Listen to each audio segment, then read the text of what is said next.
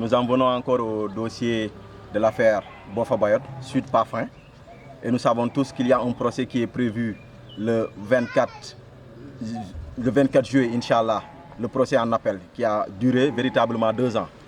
Je vais vous lire une déclaration que l'on a faite, une déclaration faite par le mouvement Vision Citoyenne. Ce jeudi 18 juillet 2024, le journaliste René Capain-Bassène et Omar Ampuy Bodian étaient au tribunal pour la séance de présentation devant procès. Concernant les appels interjetés, tout est devenu clair. Pour Ampuy, c'est le 14 juin par Maître Kaoussou Bodian. Pour César Atoub Badiat, Abdoulaye Diédhiou et Aliou Badara Sané, leur appel aurait été interjeté le jeudi 16 juin par le parquet 2022 par le parquet. Le hic est qu'à la place de Aliou Badara Sané et de Abdoulaye Diédhiou n'est pas à la chambre criminelle. Ils étaient avec 6 mois de sursis, condamnés pour détention d'armes de la 3e et 5e catégorie, sans autorisation administrative préalable. Pour César Atoute, de sources judiciaires, il demeure toujours contumace, malgré son accord de paix signé avec les autorités sénégalaises. César est contumace, n'a pas sa place au procès, en appel. Au final, c'est le journaliste René Capain-Bassène et Omar Ampuy Bodian qui seront à la barre le 24 juillet 2024. Ils étaient les seuls à se présenter au tribunal. Tout un ensemble d'erreurs qui viennent se greffer aux nombreuses autres erreurs de procédure notées dans ce dossier. Pour la tenue du procès en appel, on a recouru à des magistrats, on aurait recouru à des magistrats siégeant au tribunal de grande instance pour compléter le jury. Cela ne rassure pas les inculpés, qui ne sont pas convaincus de la neutralité ni de l'intégrité de ces derniers à cause de leur proximité avec ceux-là qui les avaient jugés.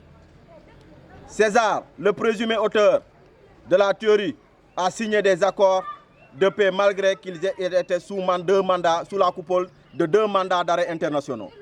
La justice trouvait qu'il est toujours en contumace, d'où la machination politico-judiciaire dans ce dossier. Capin et Omar Ampuy Bodian se présentent comme des otages utilisés pour faire chanter le MFDC afin de les pousser à ouvrir des négociations. Tous les présumés auteurs de la théorie ainsi que le présumé principal auteur sont acquittés. Les soi-disant complices sont toujours en prison. Ce dossier est purement politique au point que les décisions de justice ont été évincées au profit de calculs politiques. Ce que nous tenons à dire par rapport à cela, si l'information s'avère juste et vraie, qu'il y aurait véritablement des juges du tribunal de première instance ou des juges du tribunal de grande instance de Ziguinchor qui auraient été choisis pour siéger au niveau de la cour d'appel, nous dénonçons cela.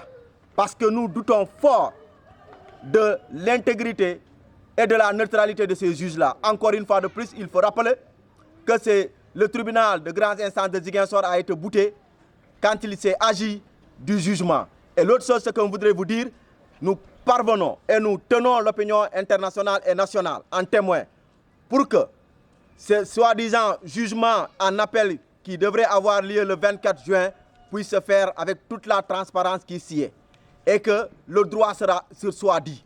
Parce que nous demeurons convaincus qu'une fois que le droit serait dit, René Capain-Bassène et Omar Ampuy Bodian humeront l'ère de la liberté. Et nous attendons véritablement à cela. Par contre, nous, en tant qu'acteurs de la société civile, nous ne voyons pas la pertinence à ce que des juges ayant déjà connu le dossier et qui se trouveraient au niveau du tribunal de grande instance de Ziguinchor puissent siéger.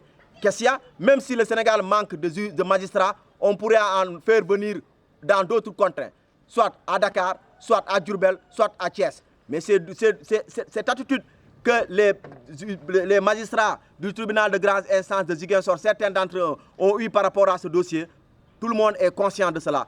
Et il n'y a pas question d'oublier parce qu'il n'y a pas de place pour l'oubli. Et nous demandons à la justice sénégalaise pour cette fois-ci, nous le disons, qu'il n'y aura plus d'agneau du sacrifice parce que les sacrifices ont été consentis depuis lors.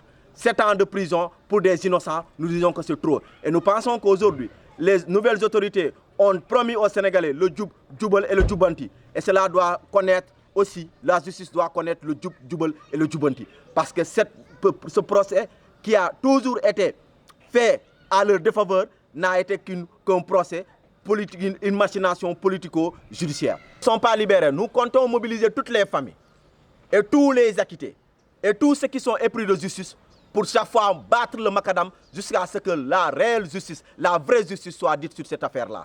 Et nous ne manquerons pas parce que nous sommes pleins d'énergie.